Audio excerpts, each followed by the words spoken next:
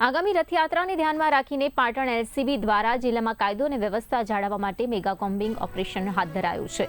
Radhanpur division હેઠળના વારાહી, સમી અને Shankheshwar police station વિસ્તારોમાં કરાયેલ કાર્યવાહી દરમિયાન પોલીસે અલગ અલગ સ્થળો પર દરોડા પાડીને 6 આરોપીઓની ધરપકડ કરી છે, જ્યારે કે 2 આરોપીઓને વોન્ટેડ જાહેર કરી તેમની શોધખોળ શરૂ કરી દેવાઈ છે।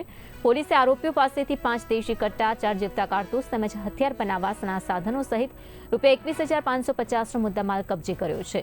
ત્યારે સમગ્ર મામલે આર્મ્સ એક્ટ હેઠળ 5 અલગ અલગ ગુના નોંધાયા છે, જેના આધારે એલસીબી પીઆઈએ પોતાની અલગ અલગ ટીમો બનાવી અને સમીના ઘાસદીનપુરા, મુજપુર, શંખેશ્વરના રાણીસર અને વારાહીમાં અલગ અલગ જગ્યાએ કોમ્બિંગ કરેલું હતું। અને કોમ્બિંગ દરમિયાન પોલીસને 5 દેશી કટ્ટા, કારતૂસ નંગ 4 અને હથિયાર બનાવવાની અલગ અલગ સામગ્રી મળી આવી હતી, જેમાં પોલીસે અલગ અલગ 5 ગુના દાખલ કર્યા હતા અને અત્યારે એમાં 6 આરોપીઓને પોલીસે અટક કરેલા છે। આ ગુનામાં અન્ય 2 આરોપીઓને અટક કરવાના બાકી છે।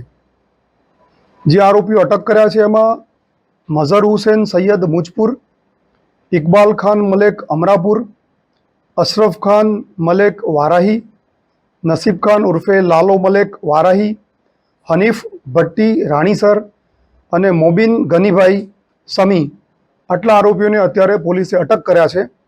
જે અટક કરવાના બાકી આરોપીઓ છે એમાં ડાયા ઉકા માજીરાણા રાધનપુર, દરિયાખાન ભટ્ટી રાણીસર। કબજે કરેલા મુદ્દામાલની વાત કરીએ તો ગેરકાયદેસર પિસ્તોલ, જેને આપણે કટ્ટા કહીએ છીએ, એવા 5, કારતૂસ નંગ 4, ગ્રાઇન્ડરમાં ઉપયોગ કરવાની પ્લેટ, પક્કડ નંગ 1, લોખંડની હથોડી, કાચ પેપર, લોખંડની કાનસ અને અન્ય જે હથિયાર બનાવવામાં સાધનો વપરાય છે એ તમામ સાધનો પોલીસે આ ગુનાના કામે કબજે કરેલા છે।